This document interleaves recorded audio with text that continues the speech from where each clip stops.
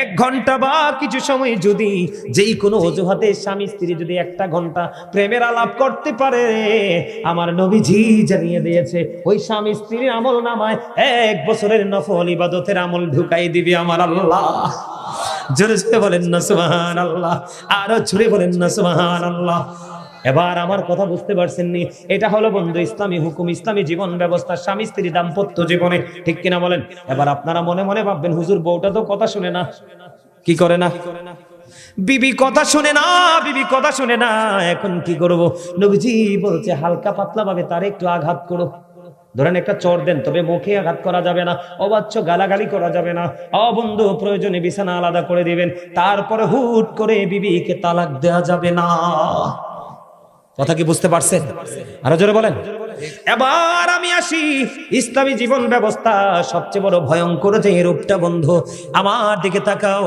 বর্তমানে এই যে এখানে অনেক ছেলেরা জিন্স প্যান্ট পরে আইছে, আছে না নাই? যুবক তোমরা রাগ হইও না, আমি তোমাদেরকে শিখাচ্ছি, আমি তোমাদের শিক্ষক, আমার দিকে তাকাও। ইসলামী জীবন ব্যবস্থা তুমি কেমন করে গঠন করবে আমার দিকে তাকাও, আমি তোমাদেরকে বলি। এদিকে তাকাও। এই যে আমি বলেছি আল্লাহ মানুষকে সুন্দর করে বানাইছে, মনে আছে নিওয়াজ? আল্লাহ তোমাকে আমাকে মানুষের মাঝে, মানুষের ভিড়ে ঘন মানুষের ভাবে সুন্দর রাখার জন্য উত্তম পোশাক দিয়েছে। কে দিয়েছে? কথা বলে না। কে দিয়েছে? উত্তম পোশাক দিয়েছে। আমার দিকে তাকা এখন যুবক, যারা জিন্স প্যান্ট পরে সামনে দিয়ে লজ্জাস্থান দেখা যায়, কথা কয় না কেন? আল্লাহ বান্দার জন্য 3 শ্রেণীর পোশাক দিয়েছে। কয় শ্রেণীর? একটা হলো লজ্জাস্থান ঢাকার পোশাক, আরেকটা হলো সাজের পোশাক, আরেকটা হলো তাকওয়ার পোশাক।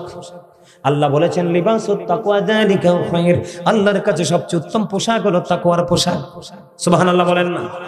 ইসলামী জীবন ব্যবস্থা তুমি কেমন ভাবে কায়েম করবে, গঠন করবে, আমার দিকে তাকাও। যুবক, নারীর যেমন পর্দা আছে পুরুষের তেমন পর্দা আছে, আমার দিকে তাকাও। ইসলামী জীবন ব্যবস্থা কোনটাকে বলে আমার দিকে তাকাও। তোমরা প্যান্ট পরো, লুঙ্গি বলো, পায়জামা বলো, ট্রাউজার বলো, আল্লাহর হাবিব জানিয়ে দিয়েছে, আল্লাহ কোরআনে বলেছে, এর হাদিসে আমি পড়ে যাই। আল্লাহ রাব্বুল আলামিন বলেছে উপর দিয়ে থাকবে নাভি বরাবর অথবা নাভির উপরে, আর নিচের দিক দিয়ে থাকবে টাকনোর উপরে। এই কন্ডিশনে পোশাক পরা একজন ইমানদার পুরুষের জন্য ফরজ। কে? ইমানদার পুরুষের জন্য ফরজ। ইচ্ছে করে যদি তুমি এটা থেকে বের হয়ে যাও, তুমি ফরজ তরক করেছো, তোমার ঠিকানা বুখারী শরীফের মধ্যে এসেছে জাহান্নাম। নাউজুবিল্লাহ বলে না? আবু বকর সিদ্দিক প্রশ্ন করলো, ইয়া রাসূলুল্লাহ, আমার পোশাকটা মাঝে মাঝে টাকনুর নিচে চলে যায়, যাওয়ার পরে আমি এটাকে তুলে ফেলি, এখন আমার কি সাজার অন্তর্ভুক্ত হতে হবে? নবীজি বলেছেন না না, মনে হওয়ার পরে যে ব্যক্তি টাকনুর উপরে পোশাক তুলে ফেলবে তার জন্য কোনো সাজা নাই। বলে হুজুর এখানে আসলেন কেন? নারীদের পাতলা পোশাক পরা এটা বন্ধু উলঙ্গ নারীর সমান। পুরুষরা পোশাক পরার পরে লজ্জাস্থান দেখা যাবে, এটা ল্যাংটা পুরুষের সমান। পোশাক তো লজ্জাস্থান ঢাকার জন্য, আপনি পোশাক পরার পরেও লজ্জাস্থান ঢাকতে পারলেন না, আপনি উলঙ্গ পুরুষ। কোরআন হাদিসের মধ্যে আপনি নাই। আমার দিকে তাকান। 3 শ্রেণীর মানুষের সাথে আল্লাহ কথা বলবে না, দয়া করবে না, রহমত দিবে না। এর মধ্যে একটা হলো বন্ধু, যিনি অহংকার করে করে টাকনো নিচে ঝুলাই ঝুলাই পোশাক পরে। 2 নাম্বার হলো আল্লাহর হাবিব বলেছে উপকার করে মানুষকে খোঁটা দেয়। 3 নাম্বার হলো মিথ্যা কথার মাধ্যমে কাস্টমার থেকে ব্যবসার মাধ্যমে টাকা হাতিয়ে নেয়। নাউজুবিল্লাহ বলেন না? এবার বলে হুজুর আমি পড়েই ফেলবো, এটার উপকারিতা কি? আল্লাহর নবী মসজিদে অবস্থান করতেছে, নবীজি চাইয়ে দেখলেন এক ব্যক্তি এসে নামাজের নিয়ত করে ফেলছে। নবীজি ডাক দিয়ে বললেন তুমি ওযু করে আসো, অথচ নিয়ত বেঁধে ফেলছে। নিয়ত ভেঙে ওযু করতে গেলেন, ওযু বানিয়ে আসলেন, আবার বন্ধ, নিয়ত বাঁধলেন। নবীজি বললেন তুমি ওযু করে আসো, আবার নিয়ত ভেঙে তিনি ওযু করতে গেলেন, আবার ওযু করে এসে তিনি নামাজের নিয়ত বাঁধলেন। নবীজি তৃতীয়বার বললেন ওযু করে আসো। 3rd পারসন আল্লাহর হাবিবকে প্রশ্ন করলেন, আল্লাহর নবী, ইয়া রাসূলুল্লাহ, ইয়া হাবিবাল্লাহ, নবী গো, ও প্রাণের নবী বারবার বলছেন ওযু করার জন্য। ইয়া রাসূলুল্লাহ কেন গো? আমার নবীজি বলেছেন নামাজ পড়ার জন্য পোশাকের যে কন্ডিশন দেওয়া হয়েছে, শর্ত দেওয়া হয়েছে, সেই সীমাবার ত্যাগ করেছে। এই পোশাক পরে কিয়ামত পর্যন্ত নামাজ পড়তে পারবে, লাভ হবে না, কারণ তার পোশাকটা থাকতে হবে টাকনুর উপরে। কোথায়? হিসাব খেয়াল করছেন? ইসলামী জীবন ব্যবস্থা কোথায়? আর আপনি আছেন কোথায়? আছে খেয়াল? এবার আসেন যুবকদেরকে বলি, যুবক এই পোশাকের সঙ্গে সঙ্গে তোমাদেরকে আরেকটা বলবো, তোমরা কি করবে না, লাল টকটকে লাল শার্ট গেঞ্জি পাঞ্জাবি পরবে না। আল্লাহর হাবিব হাদিস শরীফের মধ্যে আসছে, এক জনৈক ব্যক্তি নবীজিকে একটা সালাম দিলেন, নবীজি সালামের জবাব দিলেন না। আরেকটা সালাম দিলেন, নবীজি সালামের জবাব দিলেন না। কেন গো? তার সালামের জবাব না দেওয়ার কারণ হলো তার পরনে ছিল লাল রঙের দুইটা জামা। কারণ লাল টকটকে লাল রঙের জামা পরা পুরুষের জন্য মাকরুহে তাহরিমি হারামের অন্তর্ভুক্ত। এই জন্য নবীজি সালামের জবাব দেয় নাই। আপনাদেরকেও বলবো, লাল জামা পরা যাবে না। লাল জামা যদি বর্জন করতে পারেন, তার নাভির নিচে এবং টাকনুর নিচে পোশাক পরা যদি ছাড়তে পারেন, তাহলেই আপনি হবেন ইসলামী জীবন ব্যবস্থার অন্তর্ভুক্ত। আমার কথা কয় না কেন? আল্লাহ কি বলে? ফলো করতে কইছে না নবীরে? তবে একটা একটা করেই করতে হবে, ঠিক কিনা বলেন? আরো জোরে বলেন। এখন মাহফিল শেষে যাবেন, কই ঘুমাবেন না? কথা বলেন না, কি করবেন? ঘুমাবেন কিনা? মানে এমনি কি মোবাইল টিপতে টিপতে ঘুমাইবেন নাকি? কিভাবে ঘুমাইবেন জানেননি? নামাজ পড়ার জন্য আপনি যেমনি ওযু করেন, ঘুমাইতে যাওয়ার আগে রাসূল বলেছেন তুমি তেমনি ওযু করো। কি করো? ডান দিকে কায়েত হয়ে তুমি শুইবা। তুমি ঘুমানোর আগে একটা আমল করবা, বলবনি? নবীজি বললেন 4000 দিনার সাদকা দিয়ে ঘুমাও, একটা কোরআন খতম পড়ে ঘুমাও, জান্নাতের মূল্য দিয়ে ঘুমাও, উভয়ের বিবাদ মিটিয়ে ঘুমাও। জোরে জোরে কোন সুবহানাল্লাহ। একটা হজ করে ঘুমাও। হযরতে আলী একটা ডাক দিয়ে বলল, নবী গো, এই কাজ কি আমাদের পক্ষে সম্ভব? পসিবল নেই। নবী বলে, আলী রে, 4 বার যদি সূরা ফাতিহা পড়ে ঘুমাতে পারো, 4000 দিনের সদকার সওয়াব আমলনামায় এসে যাবে। আমার নবী বলেছেন 3 বার যদি সূরা ইখলাস পড়ে ঘুমাতে পারো, একটা হজের সওয়াব তোমার আমলনামায় ঢুকে যাবে। 3 বার, মাত্র 3 বার যদি নবীকে ভালোবেসে মহব্বত করে দরুদ পড়তে পারো, আমার নবীজি বলেছে তোমার জান্নাতে যাবা যে, ওই জান্নাতের মূল্যটা আদায় হয়ে যাবে। 10 বার যদি আস্তাগফিরুল্লাহ পড়ে ঘুমাইতে পারো, উভয়ের বিবাদ মিটাই, এবার সওয়াব তোমার আমলনামায় ঢুকে যাবে। 4 বার যদি কালেমা তামজিদ পড়ে ঘুমাও, একটা হজের সব তোমার আমলনামায় ঢুকে যাবে। তবে ঘুমানোর আগে একটা দোয়া পড়তে হবে, আল্লাহুম্মা বিসমিকা আমুতু ওয়া আহইয়া, ঠিক কিনা বলেন? আর ঘুম থেকে উঠে বলবে আলহামদুলিল্লাহিল্লাযী ইয়াহইয়ানা বা'দা মা আমাতানা ওয়া ইলাইহিন নুশুর। জোরে জোরে কোন আল্লাহু আকবার। এটা হলো ইসলামী জীবন ব্যবস্থা। এখন ঘুমাইতে আজকে এইভাবে ঘুমাইবেন নি? কথা বলে না। ওয়াজ করি কি জন্য? বিড়ি খেতে খেতে ঘুমাবেন? মোবাইল টেতে টেতে ঘুমাবেন? জর্দা দিয়ে পান খেতে খেতে ঘুমাবেন? কেমনে? নাভিটার উপরে লুঙ্গিটা পিনবেন। আমার দাদারা অনেক সময় লুঙ্গি পিঠে বাইরে ভাই, মনে হয় রাস্তা ঝাড়ু দিতেছে। কি দিতেছে? মনে হয় মেম্বার সাহেব রাস্তা ঝাড়ু দিচ্ছে। বড় আটতাছে ভিসি দিয়ে সব বালু লুঙ্গির লগে বাইক রান্নাঘরের দরজায়। খবর রাখেন, এটা হচ্ছে অভিশপ্ত পোশাক। কি করবেন? নাভির উপরে পড়বেন, উপর দিয়া, নিচে দিয়া টাকনোর উপরে ওযু বানাইবেন। বলে হুজুর যে শীত কেমনে ওযু করবো? আল্লাহ রাসূল কইছে ওযু কইরাই দেখো না, ওযু করবা একদিক দিয়ে, গুনাহ জরব আরেক দিক দিয়ে। সুবহানাল্লাহ বলেন না? চোখে খারাপ জিনিস দেখেন না? নবী কয় যখন চোখের কোনায় পানি লাগা ঝইরা পড়বে, ওই পানির সঙ্গে সঙ্গে গুনাহ মাটিতে পড়ে যাবে। হাত দিয়ে কত অন্যায় করো, হাত যখন ধুতে করবো, ওযুর পানি ঝরে ঝরে পড়বে, গুনাহগুলো হাতের টি ঝরে পড়ে যাবে। আখির নবীর উম্মত আমরা রে, আমাদের সময় খুবই অল্প, তবে মান অনেক বেশি। নিজের মানটা নিজেই কমাইছি। কথা কয় না কেন? পা দিয়া কত নষ্ট জায়গায় হাইটা গেছেন। নবীজি বলে ওযু করো, ওযু করো, গুনাহগুলি ঝরে যাবে। ওযুর পানির সাথে সাথে পায়ের গুনাহ ঝরে যাবে। তাইলে ওযু বেশি বেশি করবেন নি? ওমা, তবে ওযু থাকা অবস্থায় ওযু কইরেন না, এটা মাকরুহ। বুঝে আসছেনি কথাটি? এবার আসেন বন্ধু, আপনার আমার সমাজের মধ্যে এখন বর্তমানে ধনী মানুষ দ্বারা গরিবরা নির্যাতিত, বড় লোকের দ্বারা বড় লোক এমন ভাবে ঘর তোলে, গরিব রাস্তা দিয়ে বাড়িতে পারে না। আছে না নাই? ইসলামী জীবন ব্যবস্থা যদি চান, এখনকার মানুষ কথার আগে মায়ের দেয়। মেম্বার সাহেব কি দেয়? কথার আগে মায়ের দেয়। এটার কোনো বৈধতা নাই। আমার দিকে তাকান, আমি আলোচনা শেষ করে দিচ্ছি, এক্সাম্পল দিচ্ছি, আপনারা বুঝে নেবেন, আর বাকিগুলো অনলাইন থেকে বন্ধু জেনে নেবেন। আমার দিকে তাকান, দুটো অপশন নিয়ে আলোচনা করব, ছোট্ট করে করে আমার দিকে তাকান। আল্লাহর হাবিব, একজন ব্যক্তির দিকে আল্লাহর হাবিব ইশারা করে বললেন, ইয়া রাসূলুল্লাহ, ওই ব্যক্তিটা অনেক বেশি দান সদকা করে, অনেক বেশি নামাজ রোজা করে, নবী গো তার ব্যবহারটা সুন্দর না। নবীজি বলেছে সে জাহান্নামী। পাক্কা নামাজি এবং পাক্কা দানবীর, কিন্তু ব্যবহারে সুন্দর না, নবীজি বলেছেন সে জাহান্নামী। এবার আরেক মহিলার দিকে ইঙ্গিত করে বললেন, হাদিস শরীফের মধ্যে, ইয়া রাসূলুল্লাহ, ওই মহিলা এত দানও করতে পারে না, ওই মহিলা এত ইবাদতও করতে পারে না, কিন্তু তার ব্যবহার এত সুন্দর গো, তার ব্যবহার শুনলে মানুষের কলিজা ঠান্ডা হয়ে যায়। আমার নবীজি বললেন সেই জান্নাতি। তাহলে ব্যবহারের কোনো বিকল্প আসেনি? মিষ্টি ব্যবহার করবেন, এটার নাম ইসলামী জীবন ব্যবস্থা। এবার আসেন বন্ধু, আপনি অনেক ধনী, আপনার লগের পাড়াপড়শি অনেক গরিব, আপনি বাড়ি বানাবেন, কি বানাবেন? ইসলাম কত সুন্দর দেখেন, এই জীবন ব্যবস্থাটা কত প্রেমময় মধুময়। আমার দিকে তাকান, আপনি ধরেন 5 তলা বাড়ি বানাবেন, আপনার সুখটা কিন্তু চিরস্থায়ী হবে, মিনিমাম 50 বছর। কিন্তু আপনি যদি এইভাবে বাড়িটা বানান, আপনার আপন স্বজন আশেপাশে যারা আছে বন্ধু, গরিব মানুষ, তাদের কষ্ট হবে।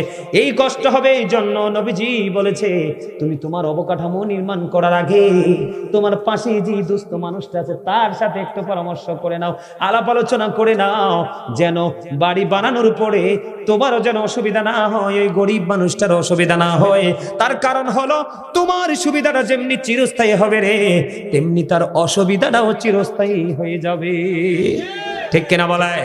এটার নাম হলো বন্ধু ইসলামী জীবন ব্যবস্থা। আবার আসেন, আল্লাহ নবীজি বলেছেন ইসলামী জীবন ব্যবস্থার একটা একটা করে, আমার নবীজি বলছেন হাদিস শরীফের মধ্যে আসছে, তোমরা যখন তরকারি রান্না করো ঝোল একটু বাড়াইয়া দাও।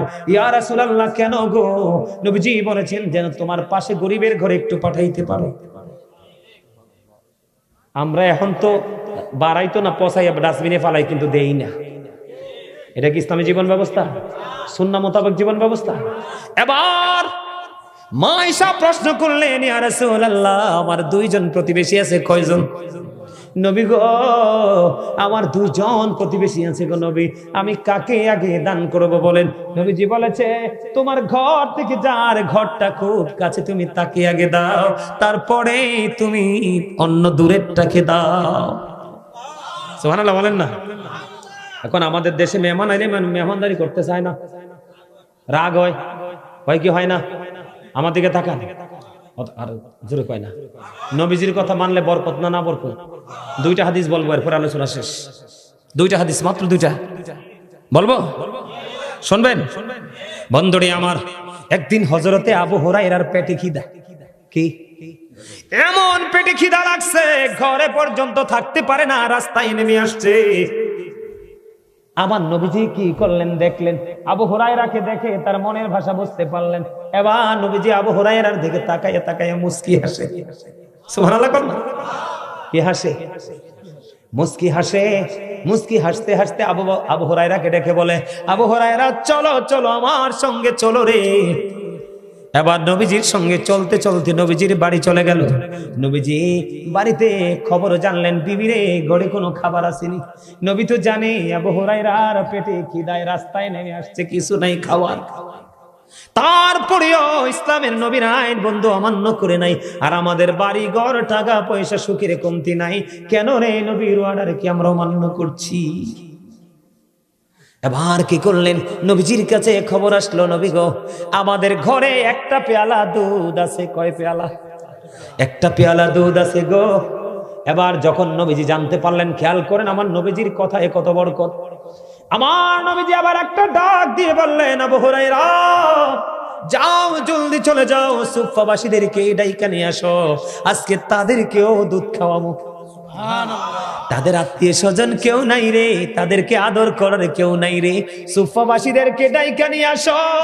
এবার আবু হুরায়রা একটা ডাক দিয়ে মনে মনে কয়, নবী গো, এটা কি করলেন? ঘরে আছে তো একটা পেয়ালা দুধ, মনে মনে নবীরে হুনাইয়া কয় না, নবী আমি তো পেটের খিদায় অস্তে, 1 পেয়ালা দুধ তো আমারই হবে না গো নবী, আপনি আবার বলেন সুফফাবাসীদেরকে ডাইকা নিয়ে আসতে। মনে মনে ভাবতেছে, আল্লাহর প্রিয় হাবিব রাহমাতাল লিল আলামিনের কথা তো ফালানো যায় না। ধীরে ধীরে চলে গেলেন, সুফফাবাসীদেরকে বন্ধু ডাকতে সবাইকে নিয়ে আসলেন। এবার নবীজি সিরিয়াল করে বসায় দিল। ও নবীজি বললেন, একটা একটা করে বসো। এবার নবীজি দুধ দিচ্ছি, সুফফাবাসীরা বন্ধু তৃপ্তি সহকারে খাচ্ছে, তৃপ্তি সহকারে খাচ্ছে, তৃপ্তি সহকারে খাচ্ছে। খাইতে খাইতে সমস্ত সুফফাবাসীর পেট তৃপ্তির সাথে দুধ পান করা শেষ হয়ে গেল। এবার আমার নবীজি আবু হুরায়রাকে একটা ডাক দিয়ে কয়, আবু হুরায়রা কাছে আসো। এবার আবু হুরায়রা কাছে গেল, নবীজি আবু হুরায়রাকে দুধ দিলেন, একটুখানি পান করলেন। পান করার পরে নবীজি বললেন, আরেকটু খাও, আরেকটু খাইলেন, আরেকটু খাও, আরেকটু পান করলেন। তিনবার বললেন, নবীজি বললেন আবু হুরায়রা আরো খাও গো। এবার আবু হুরায়রা একটা ডাক দিয়ে বলে ইয়া রাসূলুল্লাহ, নবী গো পেটটার মধ্যে একটা ইঞ্চি পরিমাণ জায়গা নাই গো নবী, আমি একটা ফোঁটা দুধ আর পান করতে পারবো না ইয়া রাসূলুল্লাহ। জোরে জোরে বলেন না সুবহানাল্লাহ। আমরা সেই নবীর উম্মত। হাদিসের মধ্যে এসেছে সর্বশেষে প্রাণের নবী দুধ পান করেছে। আমার নবীর কথা মানলে লাভ না লস। আমি বলছিলাম দুইটা হাদিস বলবো, এখন আরেকটা হাদিস প্রেমের হাদিস মনে পড়ছে, বলবো নি?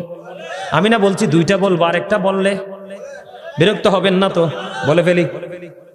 এবার আসেন বন্ধু, আরেকটা মজার হাদিস মনে হইছে আপনাদের কি বোঝানোর জন্য, কারণ এত প্রতিকূল পরিবেশের মধ্যে আপনারা বসেছেন, কি বলে আপনাদেরকে ভালোবাসার প্রকাশ করব বন্ধু আমি জানি না। আমি ধন্যবাদ দিব না, হৃদয় ভরা দোয়া এবং ভালোবাসা আপনাদের জন্য রেখে যাব। অসংখ্য আগাছার মধ্যে আপনারাই হলেন মূল বৃক্ষ। কথা বলে না কেন? এক একটা ছেলে, এক একটা মানুষ, এক একটা ফলের গাছ। খন্দকের যুদ্ধের সময় বন্ধু মজার হাদিস, প্রেমের খবর, অনেক কিছু শিখার আছে নবীর আদর্শ থেকে। ইসলামী জীবন ব্যবস্থা কেমন করে কায়েম করবেন, নবীকে মানলেই বরকতময়, ঠিক না রে ভাই? না মানলেই গজব। এবার হযরত জাবের নবীজির কাছে চলে আসলেন, ইয়া রাসূলুল্লাহ কিছু মুহাজির কিছু আনসার নিয়ে আমার বাড়ি আসেন, দাওয়াত দিয়ে গেলাম।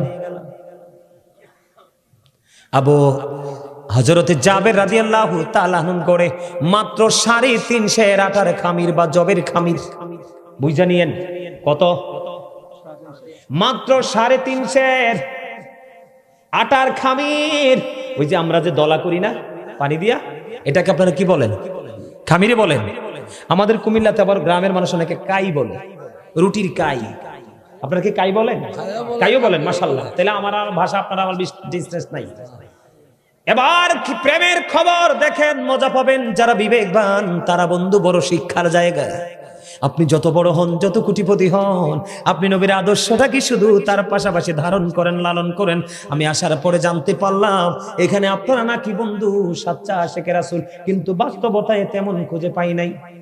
রাগ হইয়েন না, হেসানি কোন সত্য কিনা বলেন?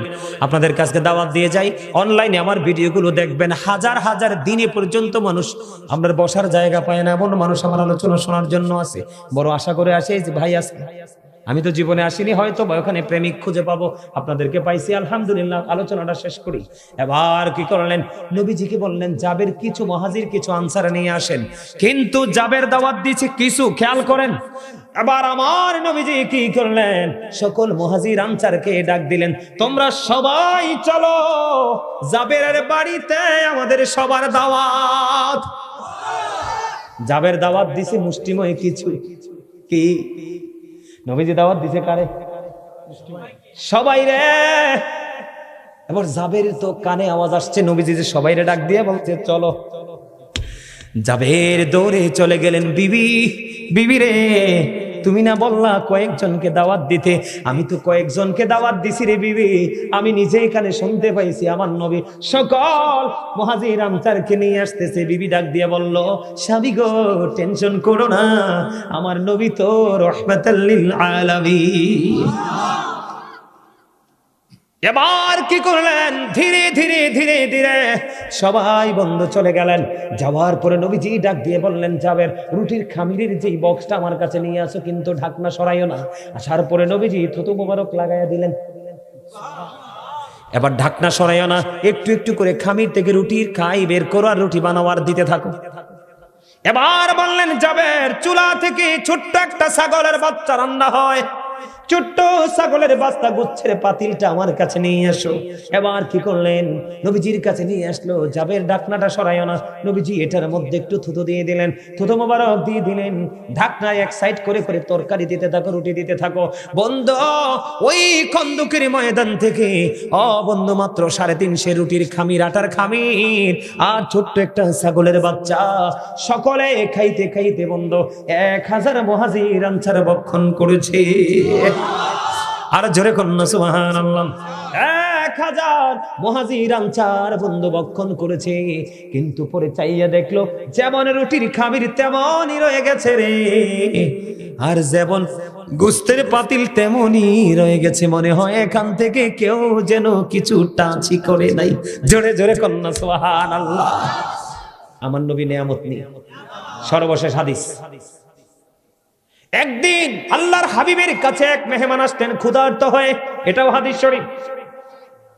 আসার পরে নবীজির কাছে একটু সাহায্য খাবার চাইলেন।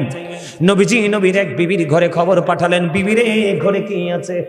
এবার বিবি খবর পাঠালো, ইয়া রাসূলুল্লাহ ঘরে পানি ছাড়া কিছু নাই গো। খেয়াল করে নবীজি উত্তর পাইলেন, আরেকজন বিবির কাছে খবর পাঠালেন।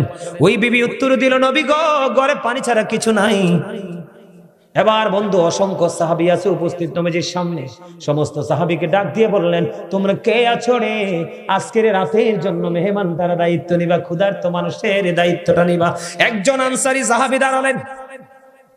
একজন আনসারী সাহাবী দাঁড়িয়ে বন্ধু দাঁড়িয়ে আবার একটা ডাক দিয়ে বললেন, ওই মেহমানকে নিয়ে উনি ওনার বাড়িতে গেলেন, যাইয়া বিবিরে ডাক দিলেন, বিবিরে, বিবি আমাদের ঘরে কোনো খাবার আসেনি স্বামী গো, আমাদের ঘরে অতিরিক্ত কোনো খাবার নাই, আমাদের ছোট্ট একটা বাচ্চা আছে, ওই ছোট্ট বাচ্চার একটু খাবার আমাদের ঘরে আছে। নবীজি ওই আনসারী সাহাবী তার বিবিকে ডাক দিয়ে বললেন, বিবিরে আমি আমার নবীর কাছ থেকে চাই আজকে একটা মেহমান আনছি, মেহমানদারি করব। বিবি ঘরে তো কিছু নাই, আমি জানি রে, যেইটুকু খাবার আছে বাচ্চার মেহমানকে উপাস রাখতে পারবো না। বিবি সন্ধ্যা যখন হবে প্রদীপটা নিভাইয়া দিও, প্রদীপটা নিভাইয়া দেয়া বাচ্চাটাকে কৌশলে ঘুম পাড়াইয়া দিও, রাতের বেলা মেহমানকে খাবারটা দিয়ে মেহমানদারি করব। ঠিক বিবিকে যেমনি বললেন তেমনি ভাবে বন্ধু বিবি কাজটা করলো। ও মেহমানকে বাচ্চার খাবারটা দিয়ে মেহমানদারি করলো। রাত্রিটা ফুরিয়ে গেল, সকালে যখন হলো আপনার আমার প্রাণের নবীর দিকে বন্ধু ওই আনসারী সাহাবী রওনা দিলেন। ওই আনসারী সাহাবীকে নবীজি দেখে আর মিষ্টি মিষ্টি হাসে। আনসারী সাহাবী এবারে খুশি হয়ে গেলেন, ইয়া রাসূলুল্লাহ নবী গো এত প্রেমময় দৃষ্টি দিয়ে হাসির কারণ কি গো নবী?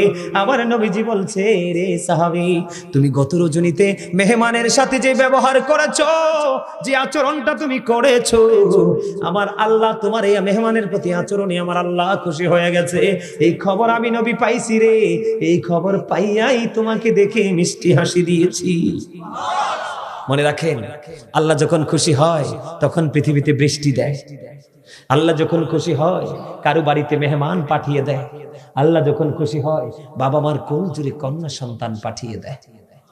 সুবহানাল্লাহ বলেন। সম্মানিত উপস্থিতি, আমি এইভাবে আলোচনা করতেই থাকবো, একটার পর একটা, একটার পর একটা নিয়ে। রাত্র ফুরাবে, আমার এই সিনা থেকে কথা ফুরাবে না। সুবহানাল্লাহ বললেন না? আমি প্রত্যেকটা বিষয়কে অনেক বড় বড় করে করতে পারতাম। এক্সাম্পল কয়েকটা এক্সাম্পল দিতে হবে, এই জন্য আমি আপনাদেরকে কথাগুলো বললাম। সর্বশেষ ইসলামী জীবন ব্যবস্থা গঠন করতে হলে, নবীকে পেতে হলে আপনি বাবা মাকে ভালোবাসতে হবে। We should obey our parents. আমাদের প্রত্যেকের উচিত আমাদের পিতামাতাকে মান্য করা, কারণ paradise of the child under the feet of the mother. মায়ের পায়ের নিচেই সন্তানের বেহেশত, ঠিক কিনা বলেন? বাবা মাকে কষ্ট দেওয়া হারাম, ভালোবাসা ফরজ। যেই সন্তান বাবার অবাধ্য সেই সন্তান আল্লাহর অবাধ্য। যেই সন্তান মায়ের দিকে মায়ের নজরে তাকাবে তার আমল নামায় হজের সওয়াব দিবে। নবীকে 100 বার তাকায় না, 100 হজের সওয়াব। এগুলাকে বলা হয় ইসলামী জীবন ব্যবস্থা। সর্বশেষ নামাজ। কি নামাজ বেশি বেশি করে পড়বেন, এটা শ্রেষ্ঠ জিকির। এটা কি? এটা শীতের দিন না, কয়দিন পরে দেখবেন তাল গাছ, সুপারি গাছ, নারকেল গাছ ছাড়া গাছের পাতা সব ঝরা শুরু করবে। করবি কি করবে না?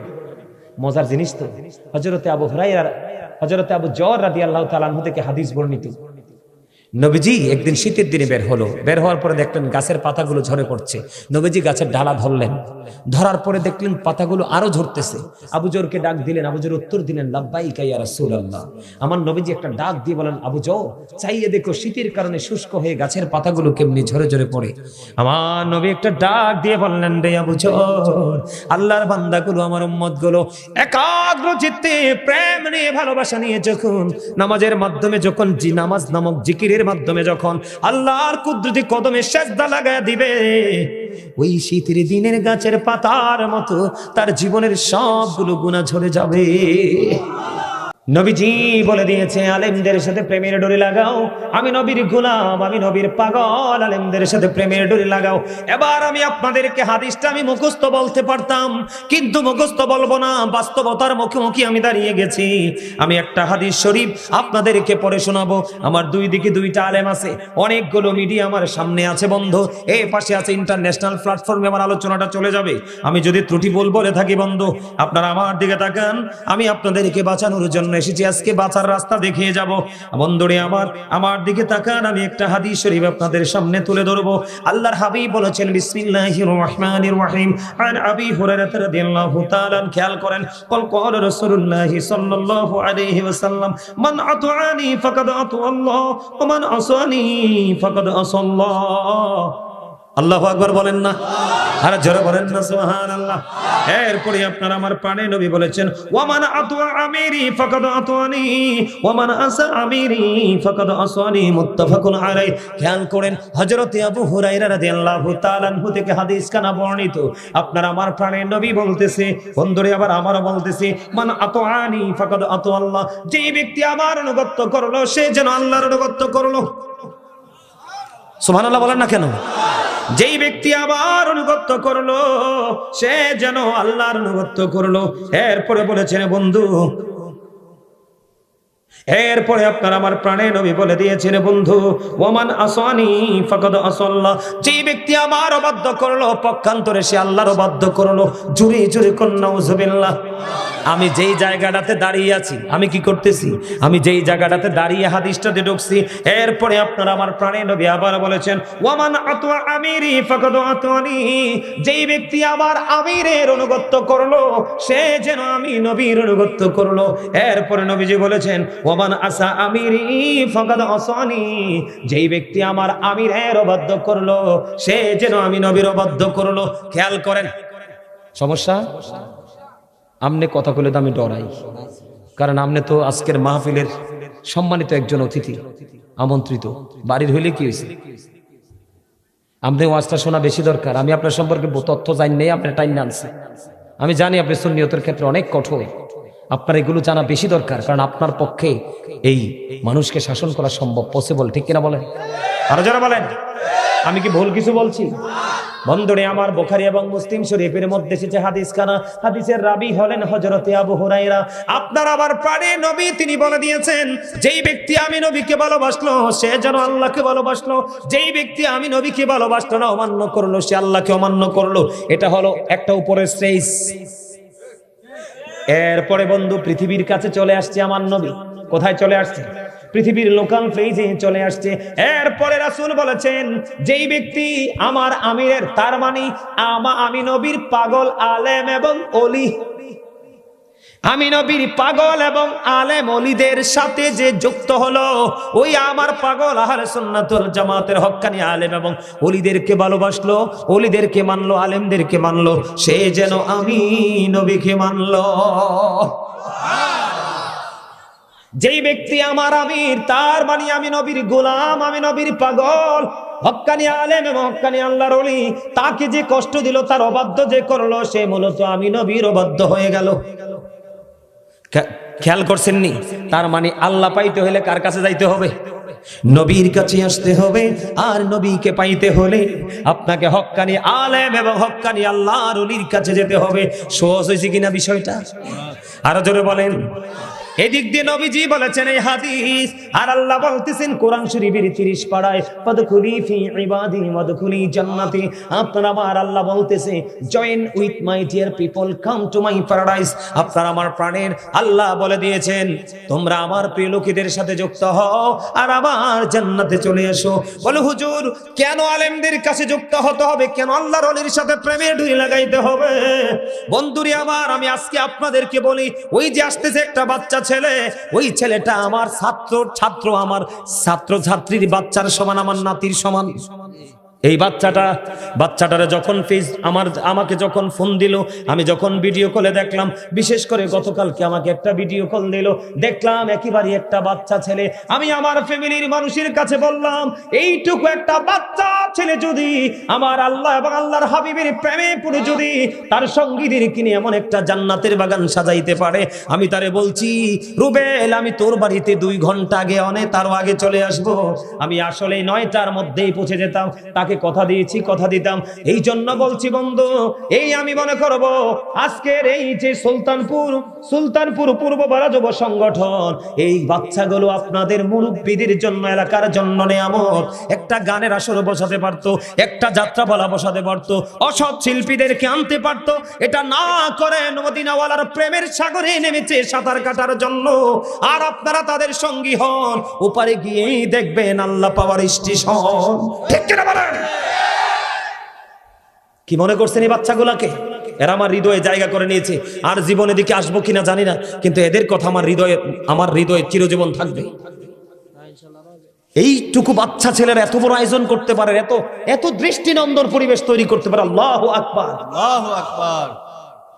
আপনারা মুরব্বীরাও আছেন, সাজেস্ট করেছেন, কিন্তু বলতো তারা সামনে দৌড়াচ্ছে তারা। ঠিক না? ঠিক। আমি বলতেছি, রুবেল এবং তার সঙ্গী যুব সংগঠনের সদস্য এবং সুলতানপুরের পূর্ব পাড়ার বাকি যুবকগুলো, তাদের সাথে যুক্ত হও, নাইলে উপায় নাই।